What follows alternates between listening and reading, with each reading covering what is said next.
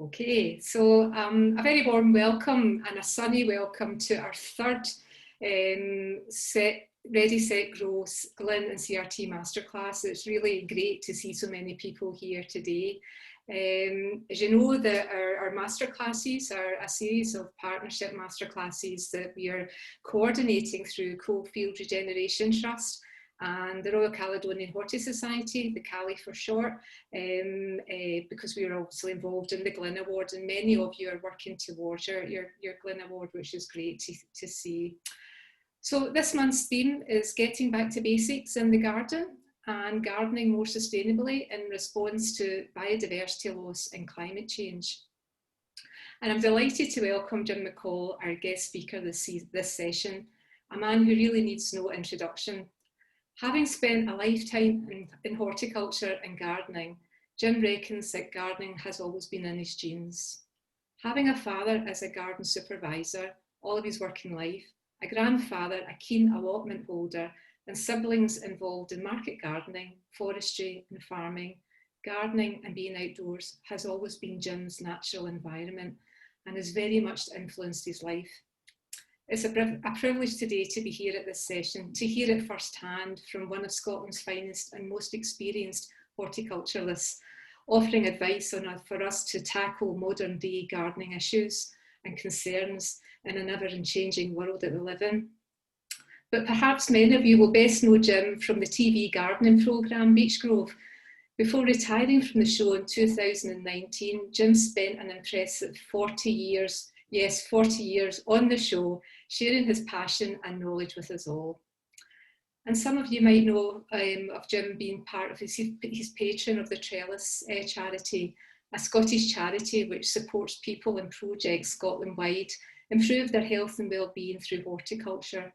So a very, very warm welcome, Jim McColl. Thanks for joining us today. I did a wee bit of research there on you, and it's amazing what comes up when you do a Google search on someone, so I found out all sorts of things about you, Jim.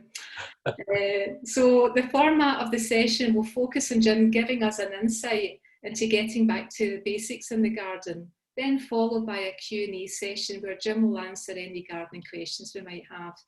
So if you want to ask Jim a gardening question after he's given an initial chat to us, please raise your hand, or you can put the emoji signal of the hand in your screen, or at any time use the chat box. If you've got a question, please put it in the chat box at any point.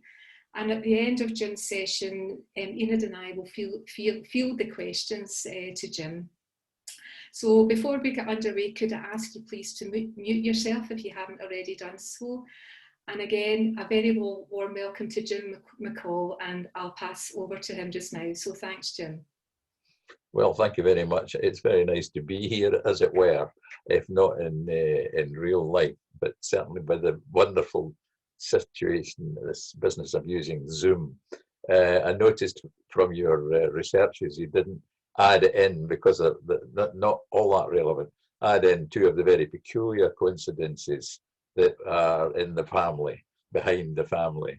And I suppose I'll go for just the one, because my Aunt Mary, my father's oldest sister, there was eight in the family. My Aunt Mary was a market gardener.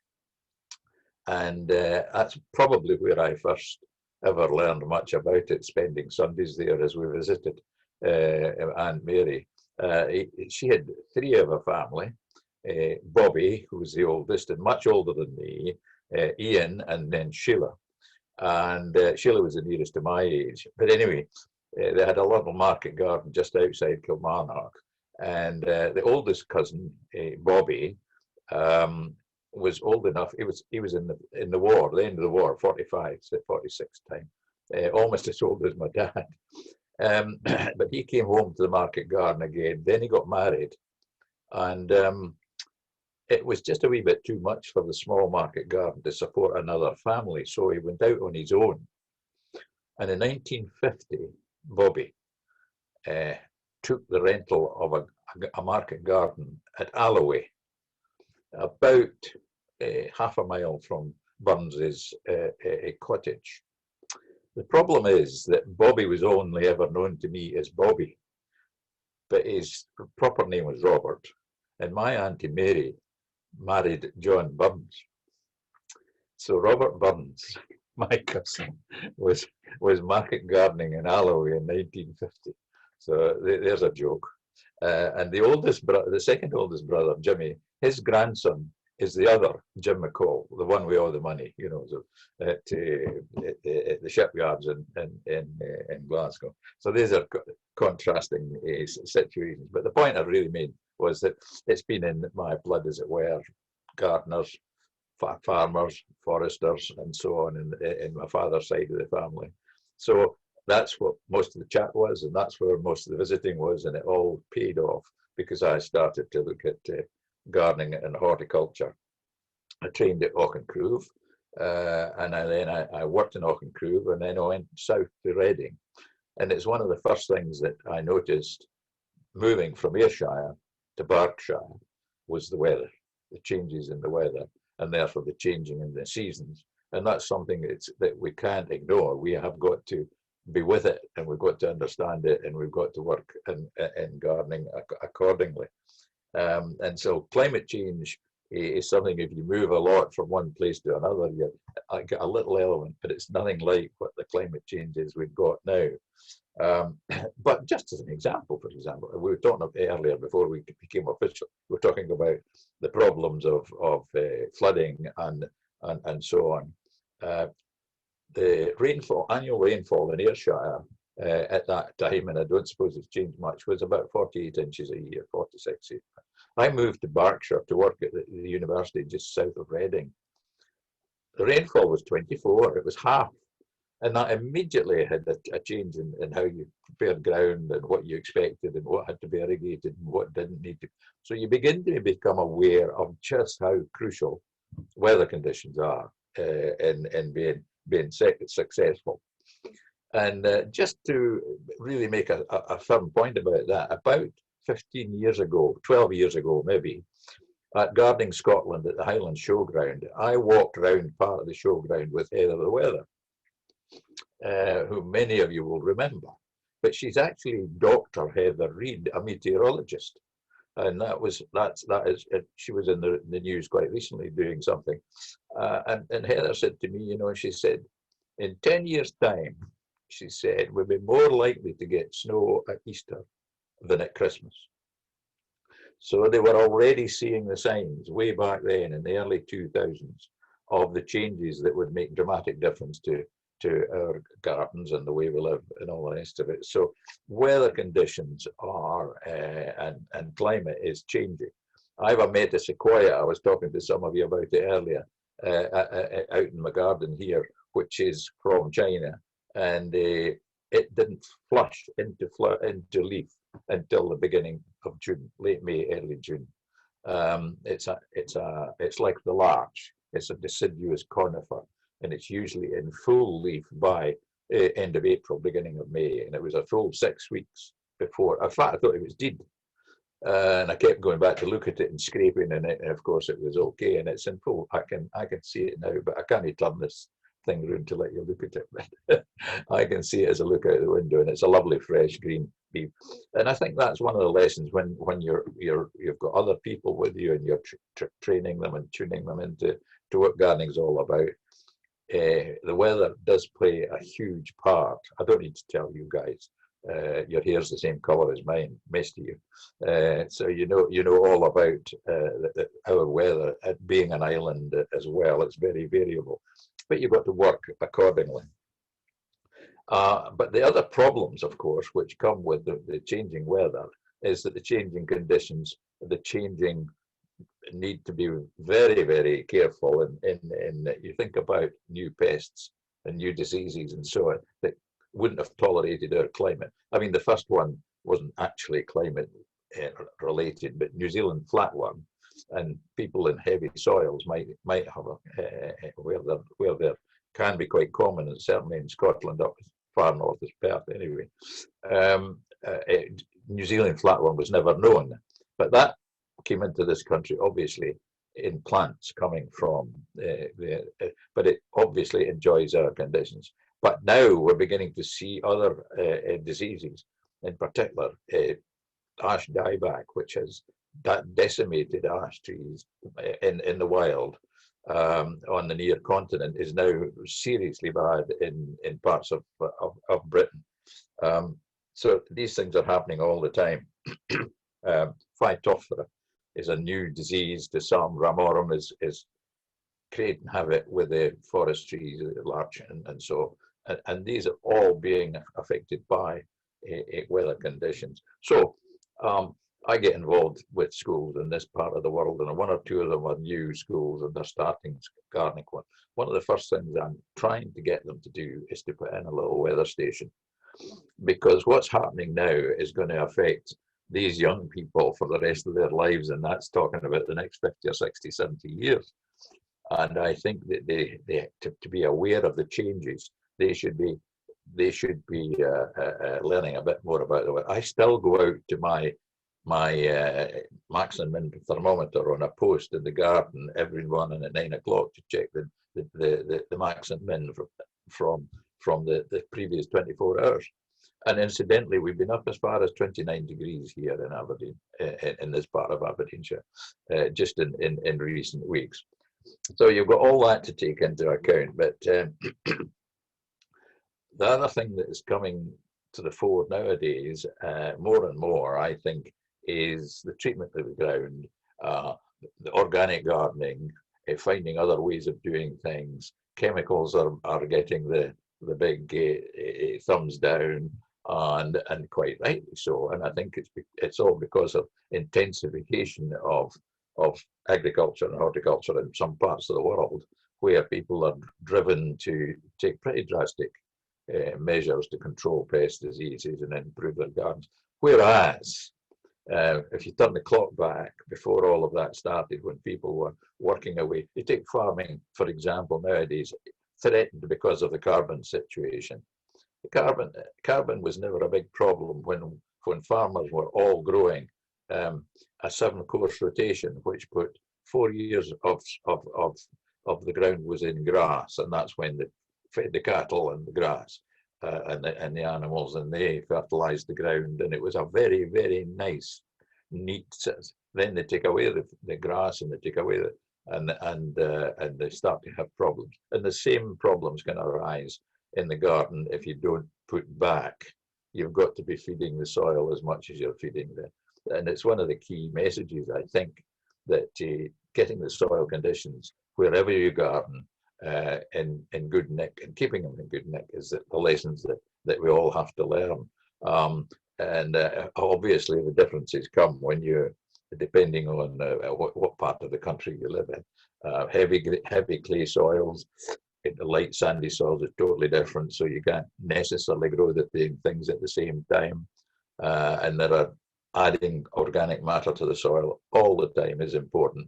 The more you have, the more you've got a lively soil, which is going to grow you good plants. There's a big move, of course, at the present moment to wilding, which is, not cutting the grass and doing this. I'm not a fan, but other people will do that. And some will be prepared to change, and some may not wish to. I think there are plenty of other things we can do apart from wilding. The ones that really attract me are the businesses of the no-dig. That's a physical thing as far as I'm concerned, but it's also an interesting way of growing. And I've spoken to lots of people, and we did some at Beechgrove. We started to do more of it just when I retired. The whole idea of no-dig and adding organic matter to the surface and working through that and so on. These are the lessons that are being learned now, and I think they're very valuable lessons. The use of mulches and so on. I was talking to somebody the other day about mulching, and they said, how do you get the stuff for mulching? I said, well, it's all the compost. And where do you put the compost? Well, it's cutting up all the old dead stuff, green stuff, and so on, and putting it in a compost bin. I happen to have a hot bin. Lashed out and got a hot bin, and I can tell you, my son's staying with me at the moment. Between jobs, he works abroad, and we've both been double jagged, by the way. So, but he said he put some stuff in the bin the other day, lifted it, and the steam was rising from it. The hot bin, so it's an expensive piece of kit, but by jingo, it works. It's absolutely fantastic. But the point is that mixing the compost, whether you've got a bin or not, is in order to raise the temperature, in order to it's tidying up all the pests and diseases, and using compost is absolutely ideal. People say, well, but you don't get the same results from just a compost heap. No, you don't, if you just put stuff in a heap. But if you turn it, make sure it's moist and so on. I remember at Milnfield, it's not Milnfield, it's not called Milnfield any longer, it's the James Hutton Institute at Milnfield at Dundee. I remember there was a children's garden built there, and they built in a metre square compost bin, just with slats and timbers.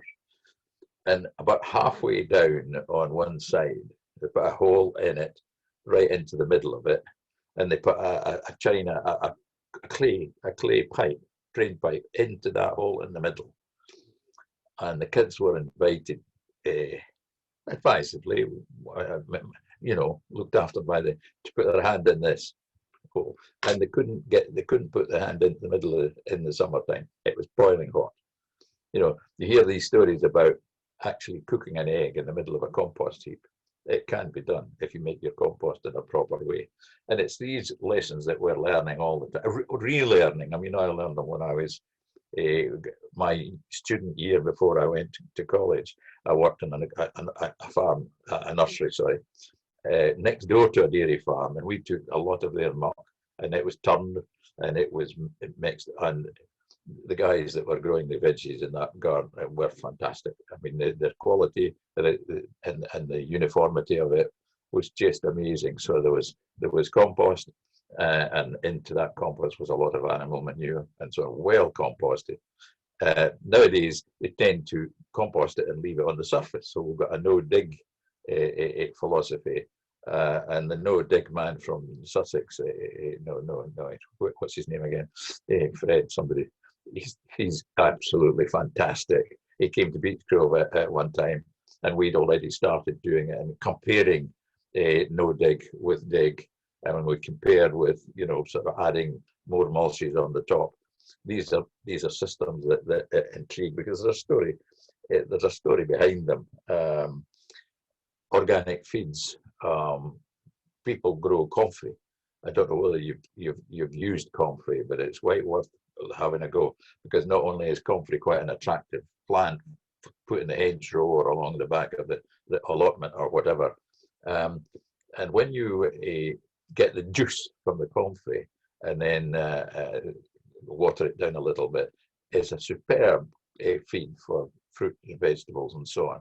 And that one works so simple, because it's a plant that grows wherever you put plonk a few bits and pieces. It seems to do well in lots of areas around the country.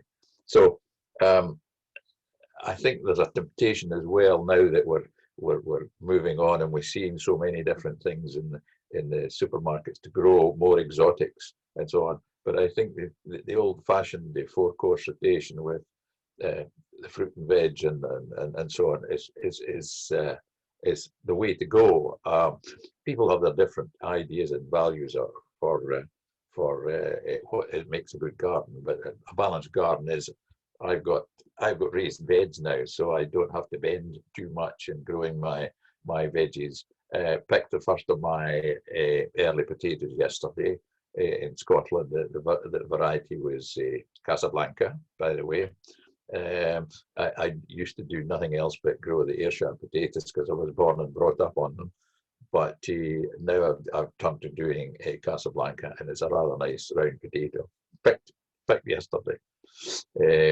George Anderson picked his the week before, so I was a bit upset. He beat me to it.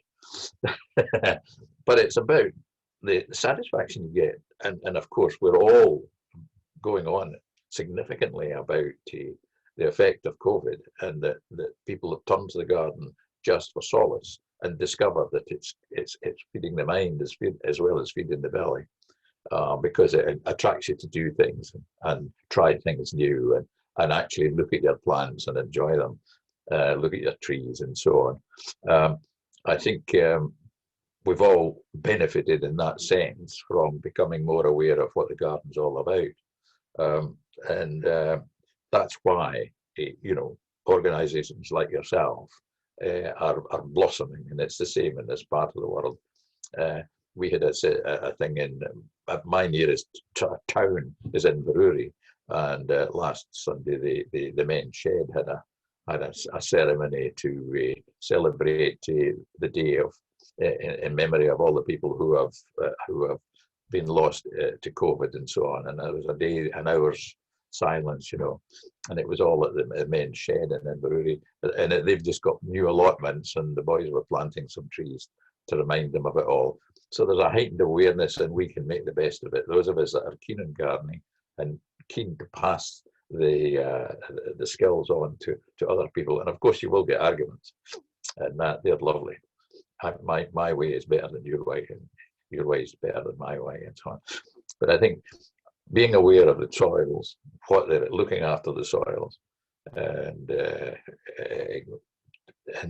depending on where you live, and the kind of soil you've got, these are absolutely crucial elements. And the more you work at it, the better, and the more you talk to each other, the better. That's why the gardening clubs and the groups like yourselves, I mean, as we were talking about earlier, trellis conferences that Jess goes all the time, and there's never a shortage of discussion, because there's not always one way of doing things, and that's what's so intriguing about gardening. I had a guy sent me a photograph of a dahlia yesterday. He'd never seen it before, and asked me what's the name of it. I said, well, sadly, I said, the shows are not on this year, or you could have taken it round the one or two of the big shows, and you would soon get somebody would tell you what it is. So he's a way to get a copy of the dahlia plant notebook, which is republished every year with names in. So I mean, I'm mid-80s, still gardening a little bit, but not nearly as much as I used to. I find bending very difficult, hence the raised beds. So I'm very attentive to the raised beds and the benches in the greenhouse. Haven't only just ready to pick tomatoes. Strawberries are going well. Black currants are very ready to be picked. So we try and grow a range of these things, and we get the family to come in and help us when we're stuck. Use as much equipment as we can, but that's after all these years. As I say, I started gardening in 1940 something or other. I think I'll stop there. I've been rabbiting a bit, and maybe going over the top of some of the things. You might want to come back and get into a bit of a discussion. But you're now allowed to speak, because you're going to have to put yourself on to speak again. I'll stop at that. That's great, Jim. Thank you for that really insightful introduction to gardening in a more sustainable way. I think you've covered a lot of topics that we're all looking at in our gardens at the moment. I think that's the whole point, isn't it? The more you talk about these things, the more you learn from each other. You never know everything, that's for sure.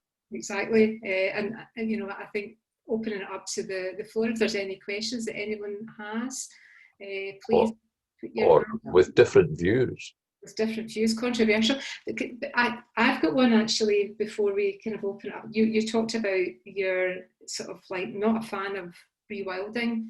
Yes. There's things about rewilding that I really get, and I think really sort of chime well with my philosophy and ecology and an interest in wildlife, especially, but I do understand that there's, for me, I think sustainability is more important, and that's really it. Rewilding has become a very fashionable word, I think, and it's used in a kind of flippant sense, but I think, there's small things we can do in the garden that would help to kind of like bring in the pollinators, for example. If you've got a wee kind of wild patch in a garden, that's kind of the extent to which I tend to keep parts of my garden fairly wild. But you touched on that there's probably alternatives to wilding, and I'm just curious as to find out what those alternatives are. I take the cynical view.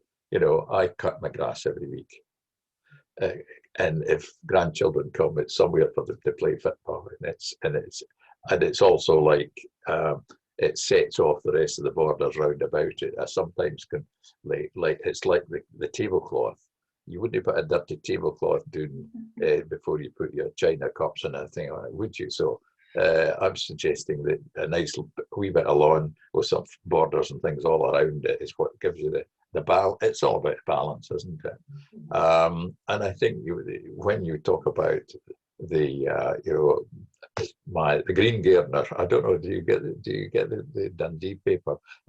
Brian Cunningham from Scrutiny, he writes as the Green Gardener, and he's doing a bit for his own garden but he's got acres of flipping cut grass, obviously all around the estate, but in his own garden he's got a wee bit of it. So, but it's a personal thing. It's a personal thing. I've got raised beds. I've got a little fruit garden, and I've got shrubs and trees, mainly shrubs and trees, because they look after themselves all around. The whole garden's about a fifth of an acre with a house plonked in the middle. So it's balanced, but it's tidy. The borders are mulched. I don't have a lot of herbaceous because they just take an awful lot of work, and I'm not prepared to be at them every 5 minutes of the day. I mean, until I retired, I was away a lot, and that was always making it more difficult to catch up at the weekend. The family something helped as well. But no, I take your point. But I think there's this element of, if you don't do it, you're guilty. That's the wee strain about it that I don't like. You know, if you're not prepared to be a rewilding gardener, you're guilty. I mean, I talked about Robert Burns when I started. What was the population of Scotland when Robert Burns was on the go? Late 1700s. I can tell you it was 1.6 million. How many is there now? And how much fertile land has been swallowed up with motorways and factory units and huge shops and towns. The fact of the matter is that the problems are raised because there is less ground being cultivated. There's less ground, and it's that balance that somehow has gone wrong. And to blame the people that want to cultivate the ground and so on is I think that throwing the guilt onto the present, and it's not. That's no fair, in my view. But I'm just old and crabbit. Any other questions then? Got the hand up. I've got a couple of questions in the chat, but if you want to have a wee think, I'll go to the chat box until you come up with your questions. I've got one here, Jim.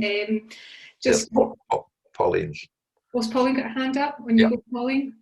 Mine isn't actually related to what you were talking about, but it's something that I'm needing to do in the next couple of days. My dad's just moving out of his house that he's been in for 50 odd years, and we've got a couple of rose bushes that are as old as that, and I would really like to take cuttings from the rose bushes so that I can bring them back to my garden and hopefully, keep them alive for the sort of memory of when he lived at his old house. How do I take a cutting from a rose? It's not an easy job, and I'm about to make an admission of a failure. I happened to be sort of going through the internet or something, and I saw this system of how to take cuttings of roses in the middle of the summer, and I tried it in the odd deed. So there was something I didn't do properly. But I mean, you're getting to the stage where this is imminent. You've got to do something tomorrow, sort of thing.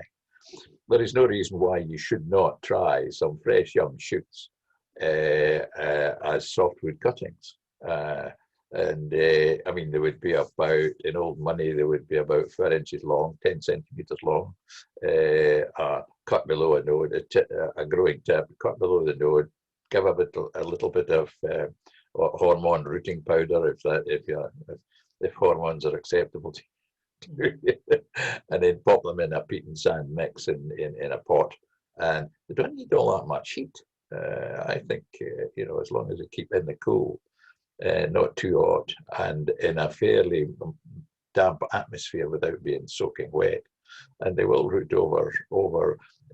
I find that some of these, I don't know whether you ever look, but I find that some of the gardening stuff that gets, there's little mini videos, a lot of them come from America, and their conditions are entirely different from ours. And I've tried, there's another one they do where I watched one of a woman with geraniums she'd lifted, and she at the end of the summer or something, she lifted them and put them in a cardboard box and left them like that for the winter. There was, all the leaves were left on, there was no trimming done, there was all the roots there, and then out in the spring and cut them back, put them up in some pots, and away they grew. I can't imagine how that was made possible, but there it was. It was a wee mini video of how to take geranium cuttings, or how to store geranium successfully over the winter. It was just against all the rules that I have ever learned to go by, you know, and apparently it worked. But that's what they do with roses. I've seen them take cuttings. Someone put them in a damp jar and get them to produce some roots, and you get to see them with the white roots in them, and then pop them into pots. Doing nothing is not the answer, is it? And lifting them and taking them away is not the answer. So you've got to give it a go, but take them as semi-ripe cuttings, you know, like you would other shrub cuttings at this time of the year. Maybe some nice shrubs in the garden that you can pull bits off and get them to root. Have a go. You have nothing to lose. Well, that's it. Thank you very much for that. Okay, but we've got a question in the chat here, Jim. I think it's from Paul, maybe. What can I do about slugs? I've tried copper wire and putting down beer traps, but no good. I emptied the beer tubs and had over 40 slugs. I'm sure they come to mind for a party. My plants ruined by them. well, I mean, the biggest problem I've had with slugs is with hostas, and my hostas are as clean as anything, because some of them are in the ground, but they're mulched with gravel. Some of them are in ornamental pots, and the top is mulched with gravel, and they don't like it at all. It's as simple as that. Somebody in the press not so long ago talked about it was a cosmetic something or other. Name a something for putting on your face. Moisturizer. Aye, something like that. And they did the pots with the moisturizer, and they just wouldn't go up. They wouldn't go up the pots. Right. But I think the real answer, as I say, is I have, again, just outside here, I've gravelled area just outside the front door, and I have a mixture of some hostas that are growing in the soil underneath and covered with gravel, and then I've one or two pots as well by the side of the path, and I don't have a problem. Touch wood. I've got my pots on gravel, but I'm Sorry? still. I'm sorry, I can't see, the camera's not working on this. I've got my pots on the gravel, but the slugs are still getting into the plants. Well, I have them in the pot. I must admit, the top of the pot is covered in gravel as well. You know, the surface of it. Right, so I'll put gravel on top of the plant pot as well. As well, yes. Right, I'll try that. Absolutely. Thank you. That's great. Thanks for that, Jim. Another question here in the chat is, I suppose it relates to just climate change. What diseases will we see more of in years to come? Thinking about blight, perhaps. There's a lot, on social media, I've been seeing a lot of people finding blight in their tomatoes, not to mention the potatoes as well. Just wondering if you can recommend any organic methods of control for in particular blight, and what other sort of diseases are we likely to find, Jim? I mean, the whole point about blight is it is weather related. There's no doubt about it. It's the number of hours at humidity of a certain at a certain temperature, it will bring it. But funnily enough, as far as I can remember, I've never ever had to bother with spraying ties at all. I'm really lucky. I mean, we've been in this. We moved downhill to a smaller house 10 years ago, but we've been in this area for 20 years. And copper is a protective. Copper sulfate is a protection. It's not what they would use in the fields for blight nowadays, but there are blight-resistant varieties. Check the catalogues.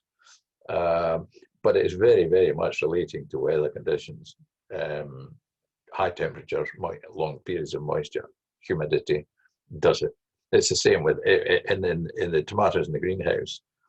It's the same thing. You will get the blight spores into the greenhouse, and the tomato being the same family will get blight. But I think if you keep the ventilation going, that's the important thing. Plenty and getting the air movement and so on. Does it also help if you maybe sow the seeds when it's a bit cooler? Can that help too, or does that not have any? What's that for? When you're for blight, I'm just thinking if you're sowing seeds during sort of cooler periods and maybe sowing direct, would that help to combat blight, or does it not matter? Well, you're talking about potato blight. It would be potato tubers you would be planting. Yeah.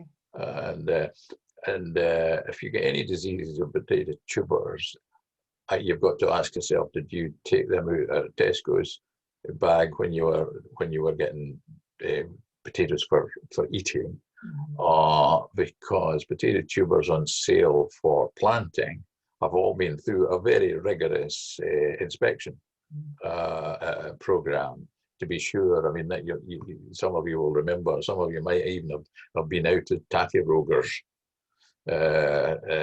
Farmers would employ people to walk through the crops and pick out the plants with blight or virus or whatever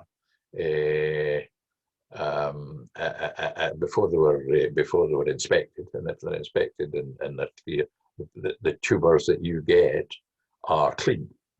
There's nothing on them at all, so there's not a problem. But that doesn't mean to say the blight, the potato blight as such, not tuber blight, but potato blight is born in the air. But in that, of course, is sometimes a problem on allotments if somebody doesn't do anything about it, and your crop gets affected, causes a wee bit of a stooshy. Thanks, Jim. Ina's just reminded us of who the no dig guy is. It's Charles Dowding. Is the no dig man? Yeah. Mm-hmm. Yeah, absolutely fascinating guy. Absolutely.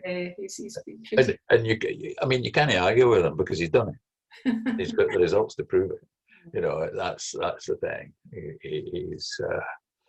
He's tremendous. Absolutely good value. Got a question here from Marion. Jim, I've tried to grow cabbage and cauliflower with no luck. I have them covered with nets.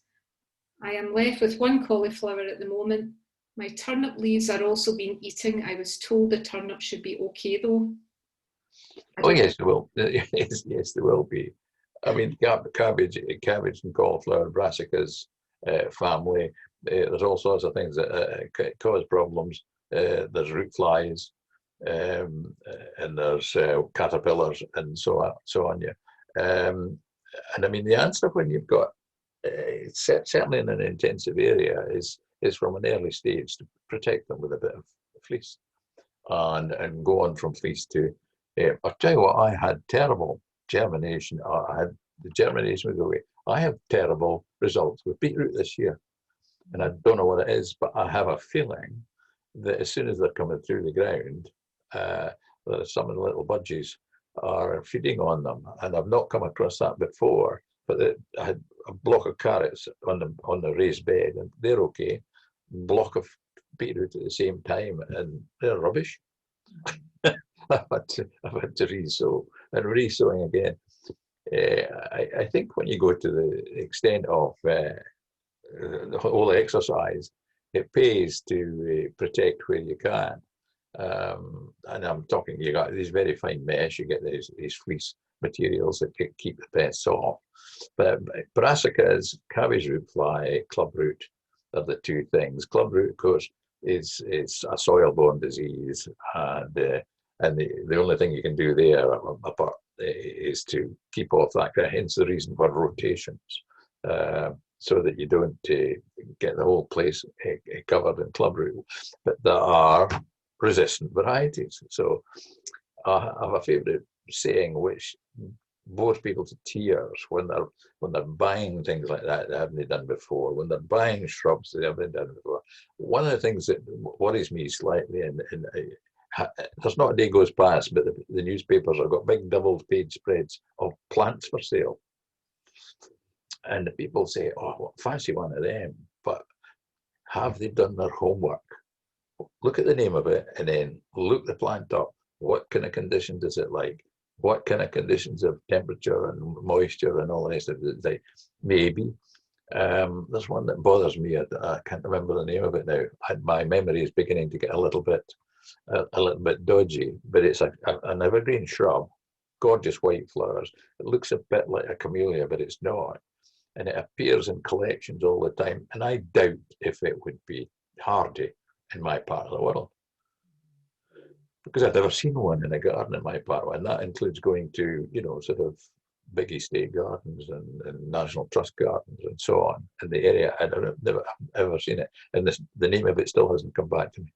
So that's not very helpful. But what's meant to be positive is, if in doubt, do your homework, because these things are not cheap. You're not just losing money, you're losing time. So, if you want to try something different, just make a wee note of it and look it up. Get on the internet.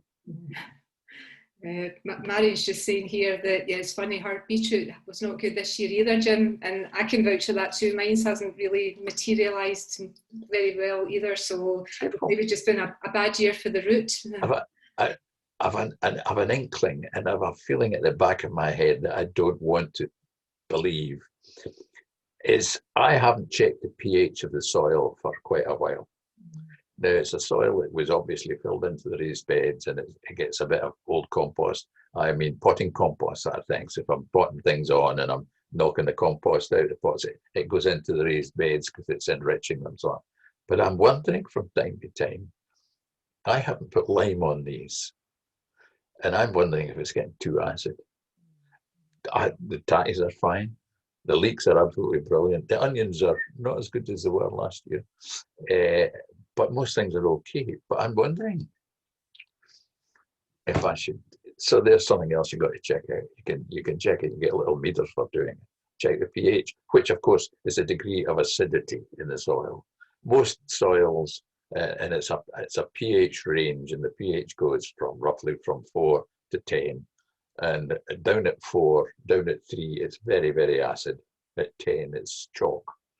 And 7 is the medium in between. And you want to, if you were testing your soil, you would get the instructions with the wee kit.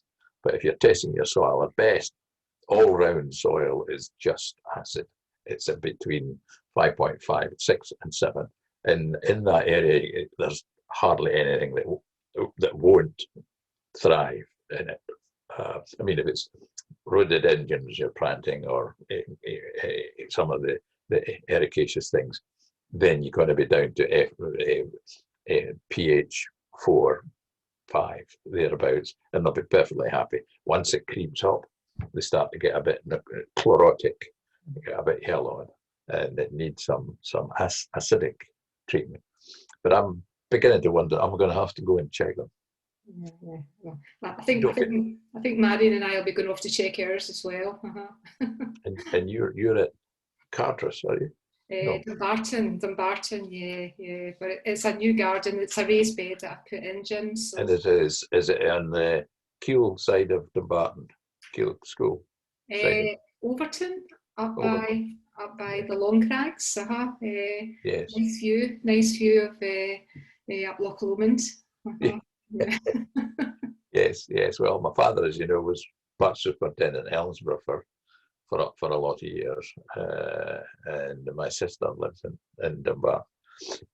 She's not a gardener at all. She's a florist. that's a joke. When I was back from college and she just started a new job, and Dad was at the table. He's a park superintendent. I'm at college in horticulture, and daughter, my sister Marion, has just started a new job in a florist shop. And father says, and were you busy today? Yes, she said, well, we're quite busy with a few bookies and things. What were you using? She says, lures. She still gets teased about that yet. What in heavens else would you been using in a florist shop? She just says lures. That's what makes her such fun.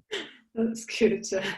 Got another question for you, Jim. We've still got a bit of time. We've got a couple of 10 minutes left. Ina's wanting to know the best way to create a pond in your garden, in her garden.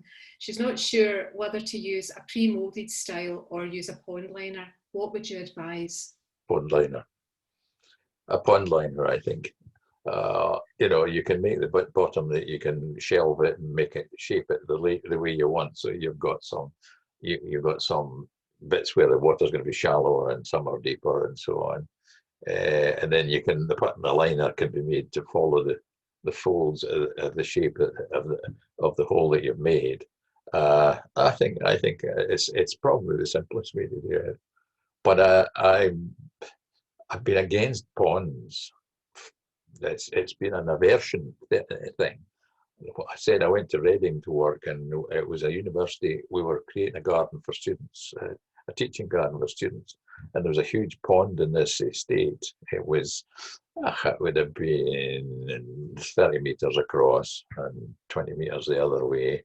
And my last job before I left to move on was trying to kill the weeds in it. And I waded through it, with the thing. And I had a terrible job trying to get this pond clean. And I happened to go back a year later, and they did what I had asked them to do. Eventually, they got a scoop in, a mechanical scoop that just dragged everything out. And I thought about the hours that I was tramping up and down and sweating like a pig and scratching in amongst all these weeds. And it wasn't that they were paying me that much that they could now. I wasn't there. They could afford to get in a machine. They didn't think of it at the time. That was just one of these things. So I've an aversion to ponds. As it happens in private gardens where we've lived, I've never ever had a pond.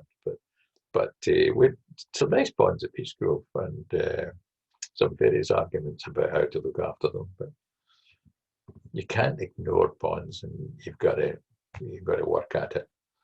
Now, we had some good ponds. Yeah, I think that the one that you're describing, that kind of like the pond liner, it gives you that idea of a shallow root as well, which is, I suppose, really good for wildlife too. Well, yes. Oh, well, absolutely. I mean, you've got to have a tiered layer, as indeed most natural ponds would be anyway, so that the beasties can crawl in and out. So quite important. Thanks, Jim. I've got a question here from Marion. She's not been lucky growing potatoes in her allotment this year because of the drainage problems. So this year she decided to try growing potatoes in a recycle box using just grass cuttings. I didn't think it was working, however, the greenery is good, and I'm waiting with a bated breath to see how and if the potatoes are successful. Do you think she's lucky going to get potatoes? Growing in, what was she growing them in? She's growing them in a recycle box, which I'm presuming might be cardboard. Yes. And she's using just grass cuttings. I'm supposing that they're well rotted. Uh-huh. Well, it'll be an interesting thing to hear how well they do. I mean, the potatoes have got all the energy within them to get going and produce a top, and they're going to rely on what's around them to draw in the moisture and more nutrient. I would have thought it was likely to be, full of beasties and things that might be eaten into the potatoes. But if the shorts are looking well and healthy, I would expect. And was it an early variety, late mid-season? As I say, we had grown Casablanca this year, and they would have been planted about the last week in April, first week in May, and that's me picking at quite reasonable size. It was Charlotte potatoes I grew, Charlotte. and the grass cuttings were fresh grass cuttings. Yeah. And they just break down. It was. Yeah. I saw something on the internet, and it was a farmer. I was looking at the the no dig method, and I had come across this woman who tried it, and she says it was successful. So I'm keeping my fingers crossed, but it looks healthy. And I don't know what it'll be like inside. Oh, the tatties will be fine. Right, okay. They'll be absolutely. The character's all in already in the tatty, and they'll be perfect. I would be putting the fingers down and just kind of wee fertile and see if you can feel anything that's half decent sized, and how could it leave the shaws where they are, and what's left will still keep on growing. That's fabulous. But no, I mean the biggest problem there is going to be the time it takes to drain if it was very wet.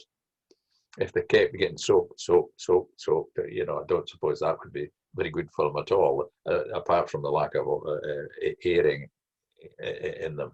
But there you go. A bit rougher stuff than just grass clippings would help to keep it open to get the air in. But if the tops are looking well, yes, the chances are you'll get some decent tatties. They are looking really healthy. Yeah. I've got bad drainage problems in the allotment, so I've never been able to grow potatoes at all. No. Because they've always come out just mushy. I think one of the points of that is that what I would be tempted to do is to grow everything on a bed system.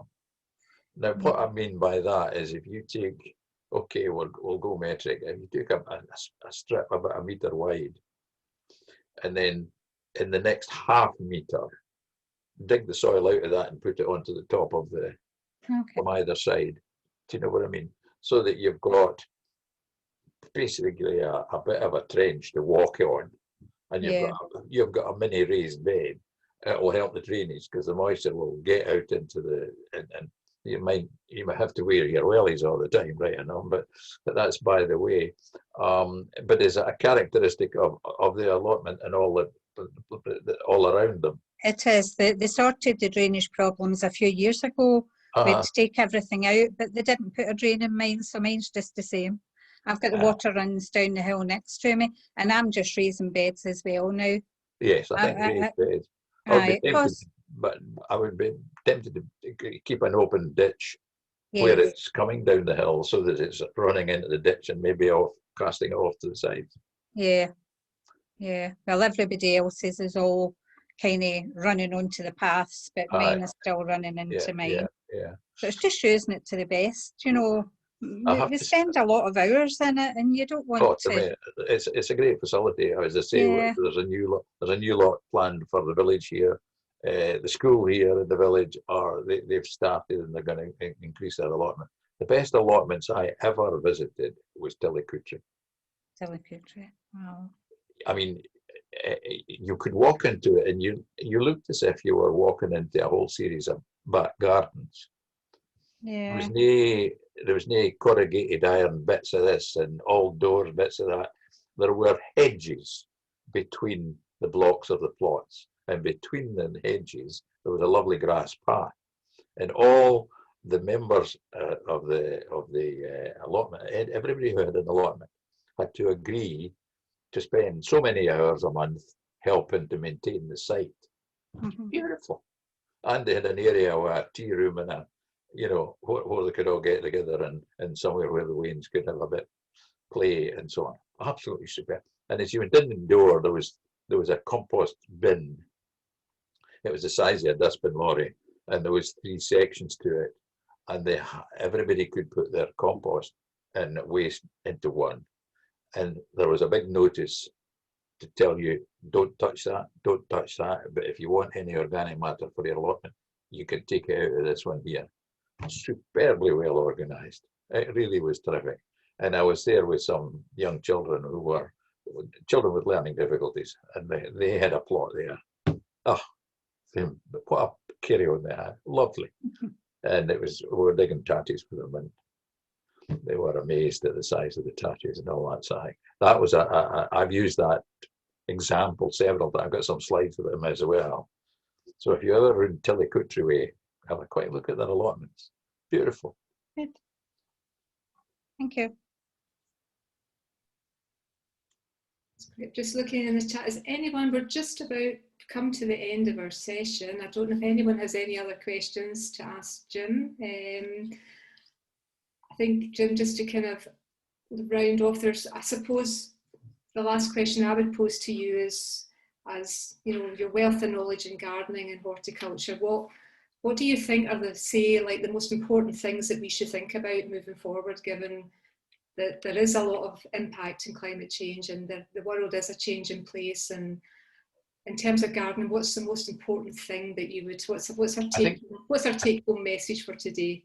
Well, I think that the take-home message is it's before our very eyes. It's been proven during this period of COVID that the effect that gardening has on you and it has on your brain, it gives you the ability to forget the problems. And before you know where you are, you get stuck into this bit and you want to get it clean before you had your tea, and you get stuck. I want to do that. And when you come away from that, you might feel physically tired, but in fact, it has the ability to command your attention.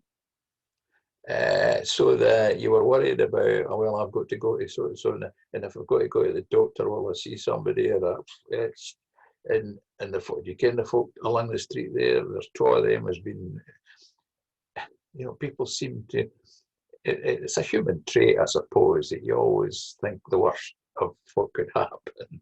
And there's no denying that this is a dire thing. And I think that football matches with 140,000 people in a pitch is an abomination. Absolute abomination. They say ventilation, local contact, etc., are all the bad things. You know, lack of ventilation.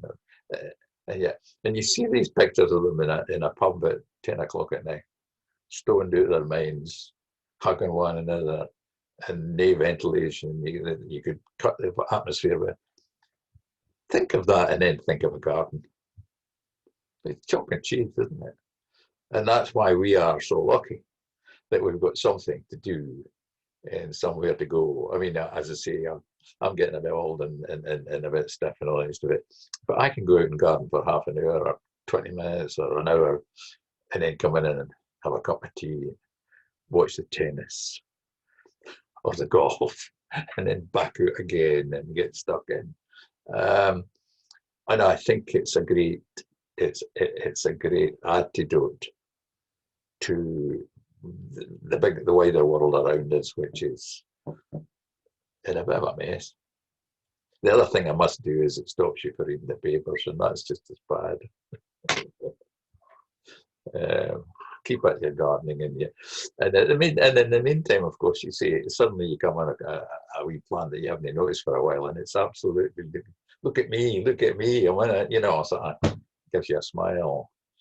Then the next thing is, could I cut that and put it in a vase, or will I just leave it and have a wee look at it every time I walk past, sort of thing. I'm a tree and shrub man. I don't go for lots and lots of flushy flowers and things. So the foliage all around is what I like about it. The different colours, different shapes, and so on. I'm often tempted to take the camera off the top of this and turn it round. You would see what I mean, but I'm not going to, because that might do something right. I'm not very clever at it. My son's had got it stuck on the back here. So I'll leave it. I won't touch it. But there we go.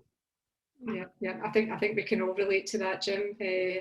Someone who's just moved house and still got workmen in the house, I'm using the garden as my antidote to stress in terms of getting work done to the house, and it's a joy. It's just a joy to be in that environment. I think we can all appreciate what you're saying there. So, as I said, absolutely. I don't think there's any other questions. I think just on behalf of Enid, I'll pass over to you in a minute, but just on behalf of the Glyn Award and the participants that we've got here today on working towards our Glyn Award, I think, you know, thank you from the bottom of our hearts, Jim, for coming to our session. It's been really great to, it's great to chat.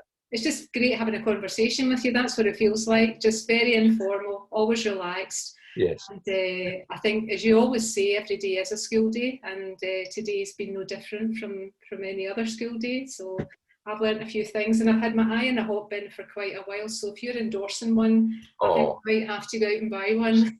I'll tell you what, you see, the bottom third on one side is a flap that you can open. You can actually carefully pull the stuff that's ready to use out, shut it again, and then open the top and push it in, and you push it down. I mean, it's good. Yeah, you've sold me. It'll cost you at least 100 notes, I think, but no, it's been super. Yeah. Super. I'll be shifting through those catalogues after this call. So thanks, Jim. Ian, Okay. anything you want? Something's gone. Sound is gone. You finished. Jim, just on behalf of Coalfields Regeneration Trust, we really appreciate you taking some of your precious time to support us today. It's been most enjoyable, and I think we'll all take away, for those who haven't really gardened much, I'm sure they're all going to start gardening now after listening to what you have to say about the benefits of it. For myself, a couple of years ago, I knocked down an old garage next to my kitchen and off a greenhouse, and I have to say it's the best money I ever spent in my entire life, because and that was before COVID happened. Yes. But it's absolutely been a lifeline during the whole COVID thing, because I can go out there and I can sit with my cup of coffee, and it doesn't matter what the weather is, and you're surrounded by green and things growing, and you just make such a relationship with the plants, you know, just seeing them every day and looking at them. And I felt shocked today because I'd been so busy this morning, I hadn't watered my beans. So by lunchtime, they were all looking kind of all droopy with this sunny weather. Yes. So I had to give them a good soak. But honestly, 8 bean plants in 2 plastic troughs, and they've just been producing beans every day. I've had another crop. It's good. Amazing value for money. Well, I think that's the point. You do see the benefits of your efforts. That is another little comforting thing to take you, make you try it better the next time, or try a different variety. Or if you try a different variety, always test it against one that you know, so that you can say, well, it definitely is better. Yeah. Or I'll stick to my old-fashioned, tomato variety, whatever. No, it's been great. So thank you so much for today, and I hope you don't mind if we put you on YouTube. Oh, that's all right.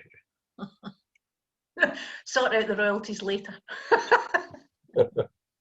Well, they're in big trouble, the royalties today. Harry's written a book. Oh, so the royalties are in deep trouble. Okay. Well, the other thing is to thank everyone else for the time today. Thanks for coming, and I hope you've got a few hints and tips to take away with you. I've thoroughly enjoyed it. Good. Thanks, Lynn. It's just a shame I haven't been able to see your lovely face. I know. Don't know what I've done yet. Maybe by the next time you'll get your camera working. Hopefully. Oh yes. Okay, we lost a couple of people along the way, but maybe they've had other meetings to go to. So, but anyway, thanks again, everyone, and thanks so much, Jean, for getting all these masterclasses organised. This has been another winner, and I look forward to the next one already. Yep, me too. Thank you very much. Right, thank you. Bye bye. Bye bye. Bye bye. Bye bye.